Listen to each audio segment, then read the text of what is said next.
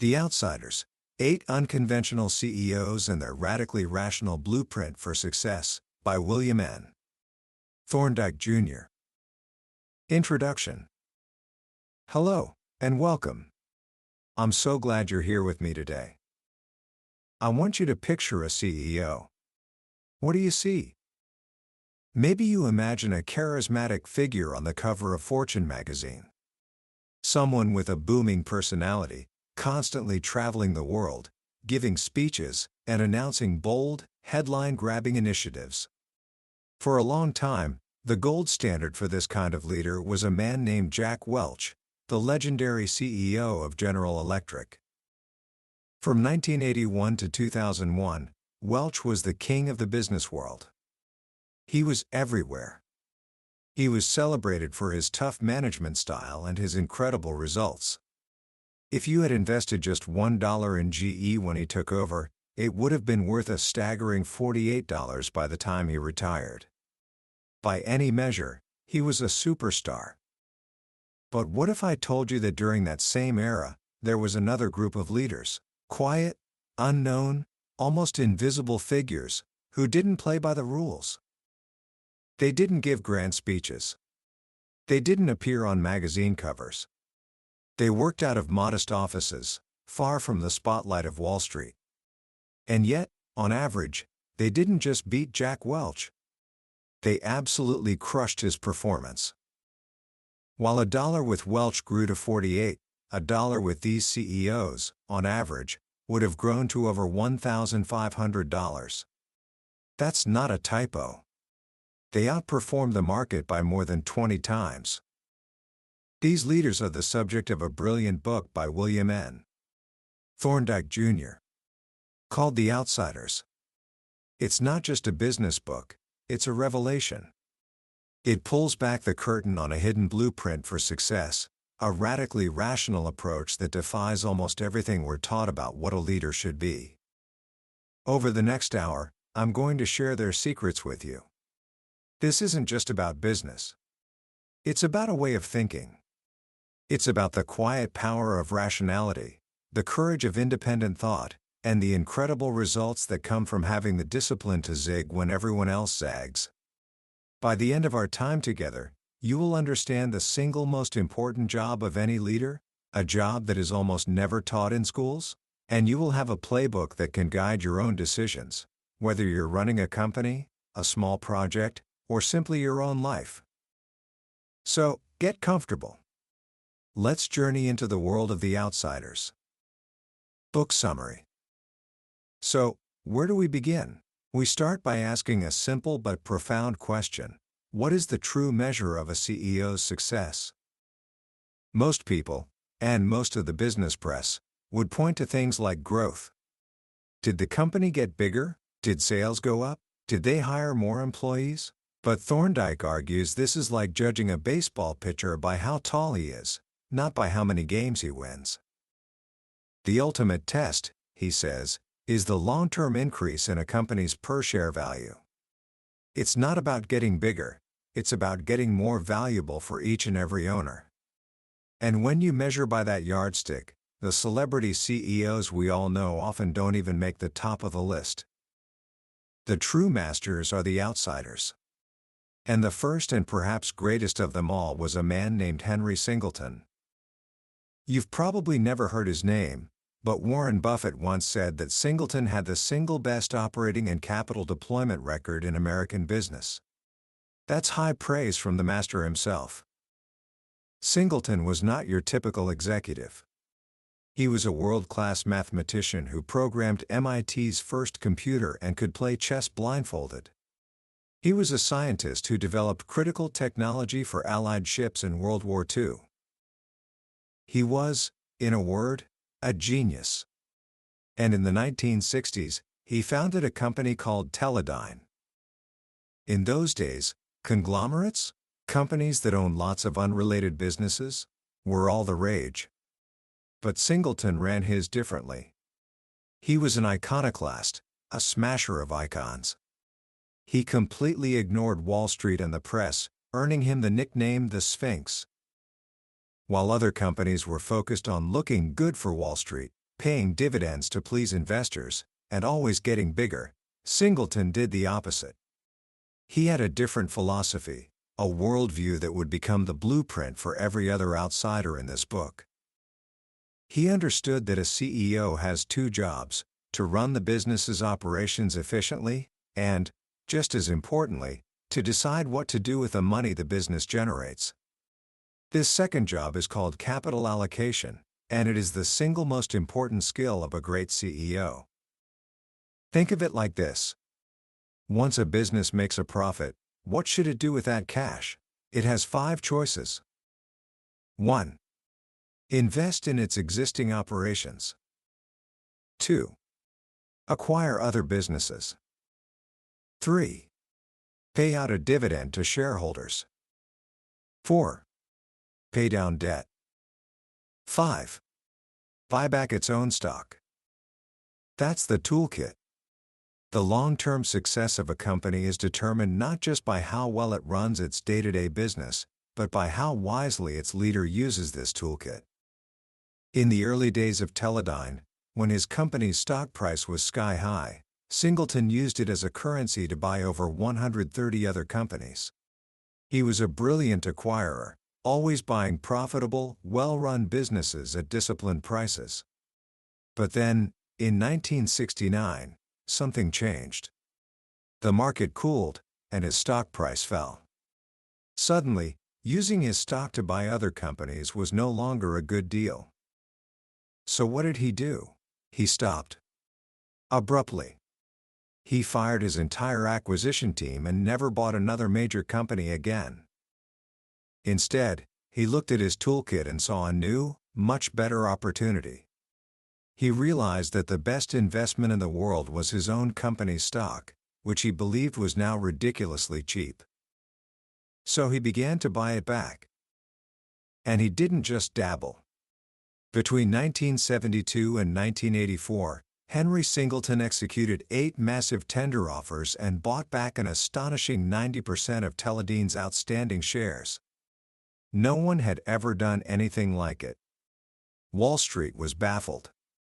They thought it was a sign of weakness, a signal that he had no better ideas for growth. But Singleton knew the math. Buying back stock at a low price is like coiling a spring. It makes each remaining share more valuable, because each one now represents a larger piece of the company's earnings. He was shrinking the denominator to make the final number, the value per share, explode. And it worked. $1 invested with Henry Singleton in 1963 would have been worth $180 by the time he retired in 1990. During that same period, $1 invested in the broader market would have been worth only $15. He outperformed the market by over 12 times. He didn't do it by inventing a world-changing product. He did it through a relentless, rational focus on capital allocation. Singleton's story gives us the core principles of the outsider mindset, a set of beliefs that all 8 of these CEOs shared, even though they developed them independently. Let's call them the outsider commandments. The first commandment is that capital allocation is a CEO's most important job. While other CEOs spent their time on operations, the outsiders focused on deploying cash to get the best possible return. The second is that what counts in the long run is the increase in per-share value, not overall size. They would rather own a smaller, more valuable company than a larger, less profitable one. This is why they were so comfortable buying back stock and, as we'll see, selling off entire divisions. The third is that cash flow, not reported earnings, is what determines long-term value. Wall Street loves reported earnings, but that number can be easily manipulated. The outsiders knew that cash is king. It's the fuel for growth, acquisitions, and buybacks. The fourth commandment is a belief in the power of decentralization. The outsiders ran their companies with shockingly small corporate headquarters. Singleton had fewer than 50 people at Teledyne's head office, out of 40,000 employees. This wasn't just about saving money. It was a philosophy. They believed that the best decisions were made by the people on the ground. By giving their general managers extreme autonomy, they unleashed entrepreneurial energy and kept bureaucracy and infighting, what one CEO called rancor, to a minimum. And the final commandment, which ties them all together, is that independent thinking is essential to long-term success. They had what Thorndike calls a feisty independence. They tuned out the noise from Wall Street, the press, and so-called experts. They did their own analysis, trusted their own math, and had the courage to act on it, even when it made them look foolish to the outside world. This shared worldview, this radical rationality, is what connects them all. Let's look at another outsider, Tom Murphy of Capital Cities Broadcasting. Warren Buffett called Murphy and his partner Dan Burke probably the greatest two-person combination in management that the world has ever seen. When Murphy became CEO in 1966, his company was a small collection of TV and radio stations. It was a tiny rowboat next to the industry's massive ocean liner, CBS, run by the legendary Bill Paley. But Murphy had a simple, powerful goal. As he put it, the goal is not to have the longest train, but to arrive at the station first using the least fuel. While CBS was diversifying into unrelated businesses like buying the New York Yankees and building a lavish headquarters in Manhattan, Murphy focused with a laser-like intensity on what he knew: media. He followed a deceptively simple formula: buy media properties, use leverage smartly, improve their operations until they gushed cash, pay down the debt, and then repeat. He created what one investor called a perpetual motion machine for returns. Like Singleton, Murphy ran an incredibly lean and decentralized organization. He believed in hiring the best people and then, in his words, leaving them alone. His partner Dan Burke was the operational genius, famous for a rigorous budgeting process. General managers would meet with him once a year for a detailed, line-by-line review. If they hit their numbers, they might not hear from headquarters again for months. This combination of tight financial control and operational freedom was a hallmark of the outsiders. And Murphy was a master capital allocator. He waited patiently for the right deals, never participating in auctions where prices got heated. But when he saw an opportunity he understood, he acted with incredible boldness. In 1986, he made a move that stunned the media world. His little rowboat, Capital Cities, acquired the giant ABC network, a company many times its size. The deal was headlined in the Wall Street Journal as "Minnow swallows whale." Everyone was skeptical. But Murphy and Burke knew they could dramatically improve the profitability of ABC's TV stations by installing their lean, decentralized culture. They immediately cut unnecessary perks, like the executive elevator and private dining room. They reduced the staff overseeing the TV stations from 60 people down to 8. And within 2 years, the margins at the ABC stations had soared to match Capital Cities' industry-leading levels. Over his 29-year tenure, Tom Murphy delivered a nearly 20% annual return to his shareholders. That rowboat didn't just win the race, it left the QE2 in its wake. $1 invested with Murphy became $204. This pattern of patient waiting followed by bold, decisive action is another key trait of the outsiders. They had what you might call a crocodile-like temperament. They could sit still on the riverbank for years, waiting for the perfect opportunity. But when it swam by, they would strike with blinding speed. Consider Dick Smith of General Cinema. He inherited a chain of drive-in movie theaters from his father. For an entire decade, from the mid-1970s to the mid-1980s, he sat on the sidelines as prices for media and consumer companies soared. His peers were on an acquisition binge, but Smith did nothing. He was criticized for being too timid. But he was just waiting. Then, in 1985, a deal came across his desk. A retail conglomerate called Carter Hawley Hale was facing a hostile takeover and needed a friendly investor, A white knight, and they needed one fast. The timeline was almost impossible. They needed an answer in less than a week. Smith and his small team flew to Los Angeles on a Friday, worked through the weekend in intense negotiations, and by Monday, had a deal. They were able to move so quickly because they knew exactly what they were looking for: a complex situation that scared off other buyers, where they could negotiate excellent terms. The deal was a home run, generating an incredible 51% long-term return. This ability to act decisively comes from doing the math. The outsiders didn't rely on gut feelings or follow the herd. They had simple, powerful rules for evaluating any investment. For Murphy, it was a double-digit after-tax return over 10 years without leverage. For Smith, it was an 11% cash return. If a deal didn't meet their conservative calculations, they walked away, no matter how strategic it seemed.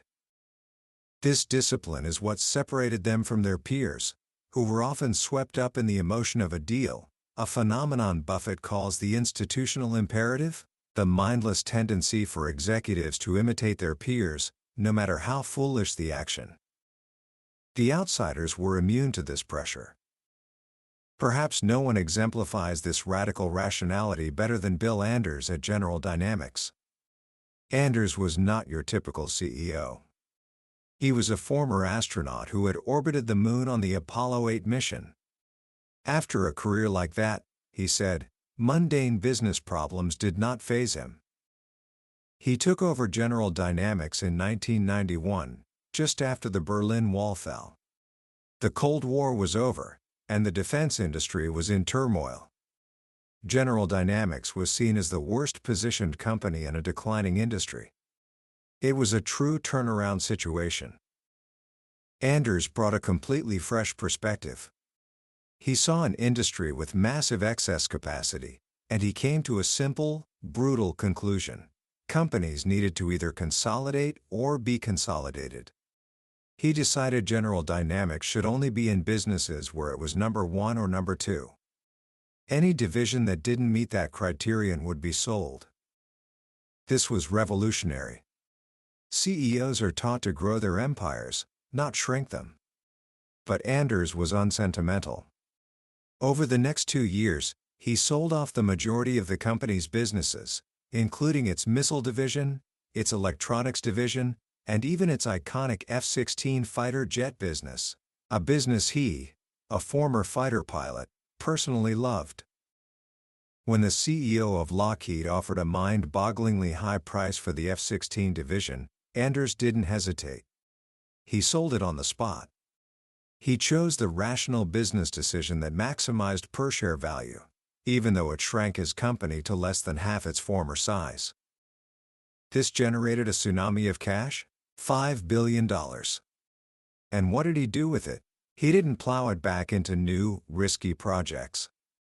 He gave it back to the shareholders through a series of massive special dividends and a huge stock buyback that retired 30% of the company's shares.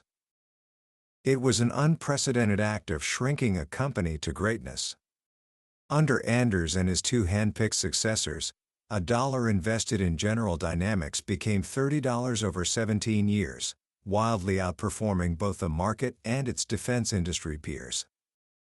These stories show us that the outsiders weren't just contrarian for the sake of it. Theirs was an intelligent iconoclasm, informed by careful analysis.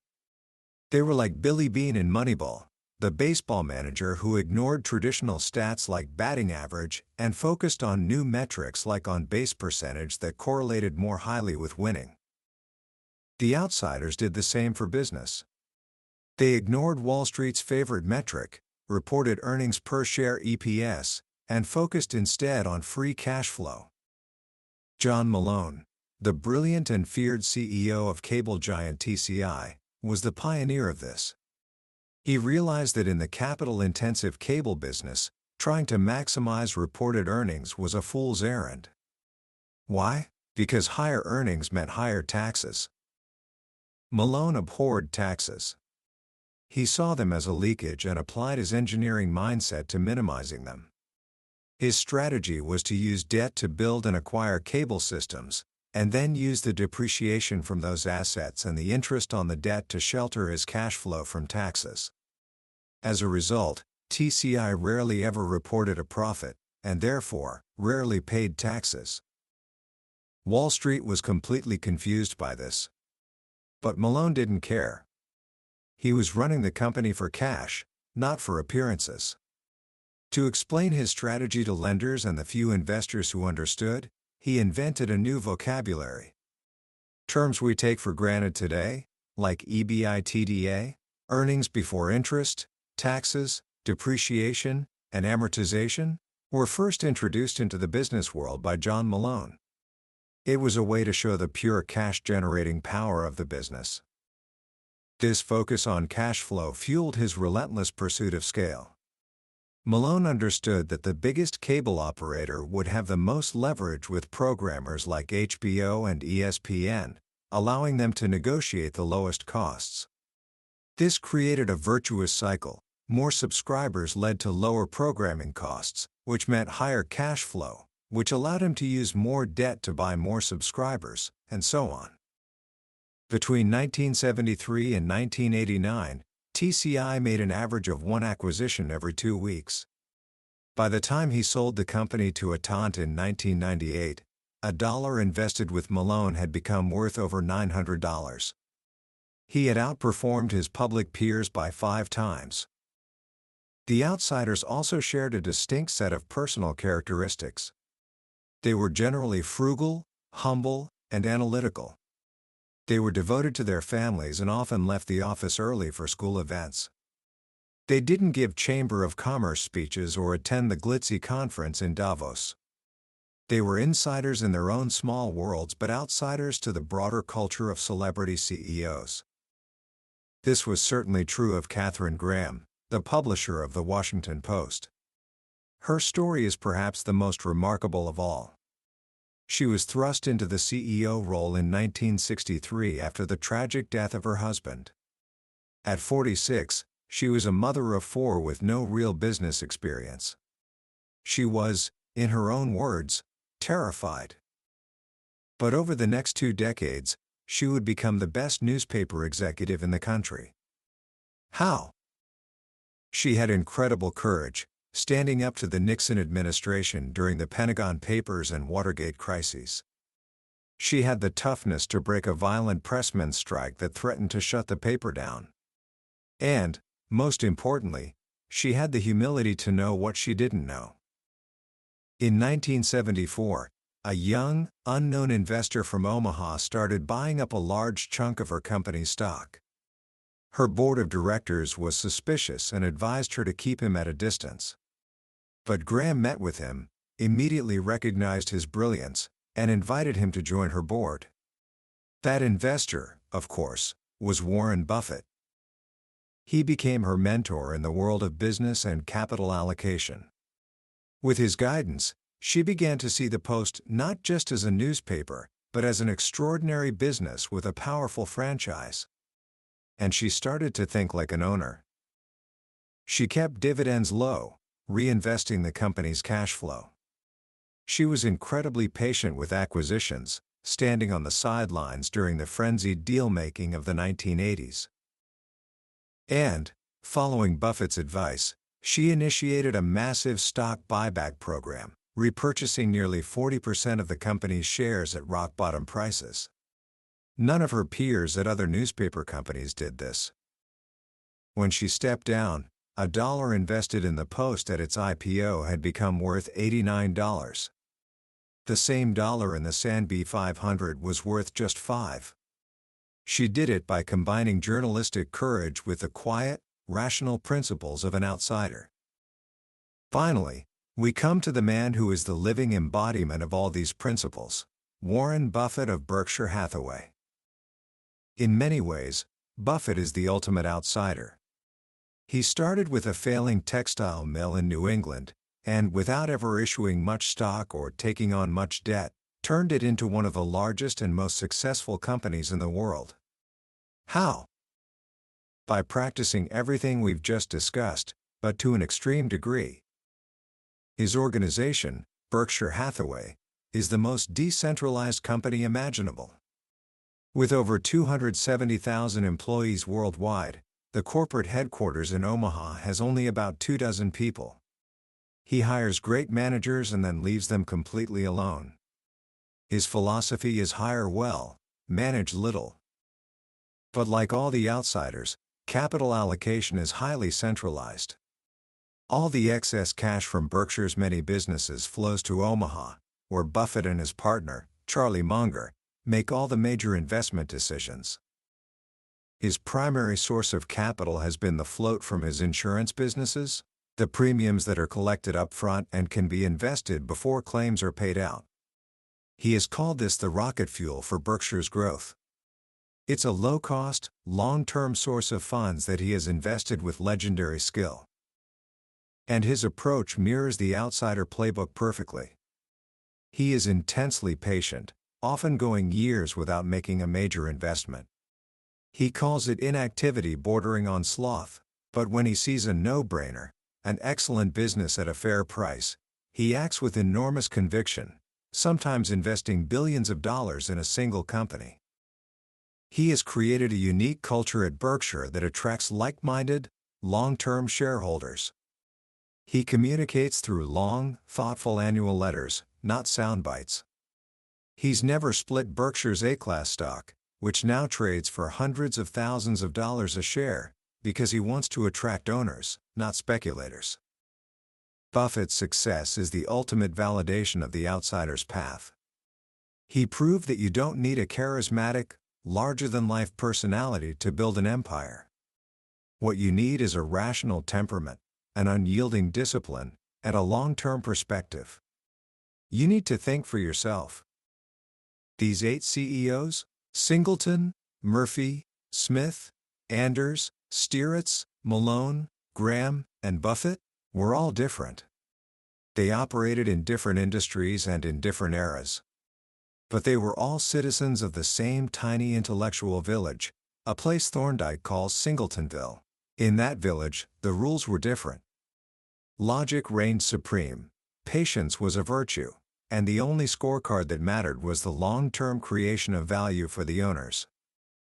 They were foxes in a world of hedgehogs, able to draw on ideas from different fields to see opportunities no one else could. And their collective record stands as a quiet but powerful testament to the power of their radically rational approach. Commentary. So, what do we take away from all of this? When you step back and look at the stories of these 8 incredible leaders, you realize that this book is about something much deeper than just business strategy. It's about a mindset. It's about a way of seeing the world. The most powerful lesson, for me, is the idea that the most effective path is often the one that is least crowded. The institutional imperative, that pressure to follow the herd, is just as powerful in our own lives as it is in the corporate boardroom. We see what our peers are doing, what society expects, and we feel a deep, instinctual pull to conform. It takes real courage and a strong internal compass to resist that pull, to sit still when everyone else is running, or to make a bold move when everyone else is frozen in fear. The outsiders had that compass. It was built on a foundation of radical rationality. They always did the math. They weren't swayed by emotion, by ego, or by the latest management fad. They focused on the cold, hard numbers and let that guide their decisions. This doesn't mean they were robots, it means they had the clarity to see through the noise and focus on what truly mattered. And this brings me to what I think is the most actionable idea for anyone, at any stage of life. It's the concept of thinking like an owner, not a manager. A manager focuses on the day-to-day, on meeting quarterly targets, on looking good for the boss. An owner thinks about the long term. An owner is careful with resources because they are their own. An owner is willing to look unconventional today to be successful tomorrow. You can apply this to anything. When you're deciding on a career path, are you thinking like a manager, just trying to get the next promotion? Or are you thinking like an owner of your own life, investing in skills and experiences that will compound in value over decades? When you manage your personal finances, are you spending to keep up appearances, or are you allocating your own capital, your savings, to the projects that offer the best long-term return, whether that's paying down debt, investing, or starting a small business? The outsiders give us a checklist for making these big decisions. First, always do the math. Start with a clear-eyed analysis of the potential return on any investment of your time, money, or energy. Second, recognize that the denominator matters. It's not just about growing, it's about being efficient and focused. Sometimes, the smartest move is to shrink, to cut out the activities, commitments, or even relationships that are not delivering a good return. And third, cultivate a feisty independence. Have the confidence to trust your own analysis and to chart your own course, even if it looks different from everyone else's. In a world that gets louder and faster every day, the lessons of these quiet, patient, and rational leaders feel more relevant than ever. They remind us that true success is rarely found in the spotlight. It's found in the quiet, consistent application of sound principles over very long periods of time. That was a summary of The Outsiders by William N. Thorndike Jr. We've explored the core ideas today, but I have to be honest with you, a summary can only ever be a map. The real treasure is found when you make the journey yourself. The magic of this book is in the detailed stories, the subtle insights, and the way it slowly rewires your brain to see the world differently. This summary is designed to help you decide if this book deserves your time. If anything we've discussed today has sparked your curiosity or challenged your perspective, I urge you to grab a copy. Reading it isn't just about learning business principles, it's an experience that can genuinely change how you approach every major decision in your life. The link to the book is in the description below. Also, if you found this journey valuable, please take a moment to like this video and subscribe to the channel. That way, you won't miss our next exploration into another life-changing book from the billionaire's bookshelf. Thank you for spending this time with me. Let's keep growing together.